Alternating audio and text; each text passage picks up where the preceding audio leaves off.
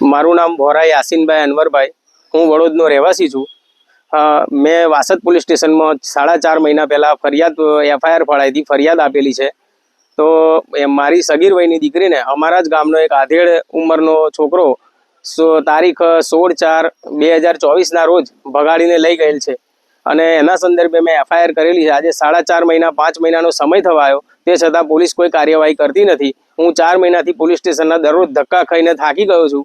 Police મને સરખો જવાબ નથી આપતી અને સામાવાળા જેની સામે મેં ફરિયાદ કરી છે એ લોકો મારા ઘરે આવીને મારા પર હુમલા કરે છે અને મને ફરિયાદ પાછી લેવા માટે ફોર્સ કરે છે કે તું ફરિયાદ પાછી લઈ લે, નહીં તો તને ગામમાં રહેવા નહીં દઈએ। આવી ધાકધમકીઓ આવે છે। એના વિરુદ્ધમાં મેં અરજી આપેલી છે। આજે 15 થી 20 દિવસ થયા તો પણ મારી અરજી સામે કોઈ જાતની કાર્યવાહી પોલીસે કરી નથી અને મને ધક્કા ખવડાવે છે। આજે હું પોલીસ સ્ટેશને ગયો તો મને સાહેબ એમ કહ્યું કે તારે હાઈકોર્ટમાં જવું હોય તો જા, સુપ્રીમ કોર્ટમાં જવું હોય તો જા, તારે જે કરવું હોય કરી લે, અમારું કોઈ કશું ઉખાડી નહીં લેવાનું। પીએસઆઈ સાહેબ આવો મને જવાબ આપે છે। પીએસઆઈનું નામ છે સેલાણા સાહેબ, મને ઉદ્ધત જવાબ આપે છે અને ગમે તેમ મારી જોડે વર્તન કરે છે। અને મારે સરકારશ્રીને, ગૃહમંત્રીને મારી નમ્ર વિનંતી કે મને સરખો ન્યાય અપાવો અને મારી દીકરી ગમે ત્યાં હોય ત્યાંથી મને સાજી સમી પાછી અપાવો। મારી ગૃહમંત્રી સાહેબને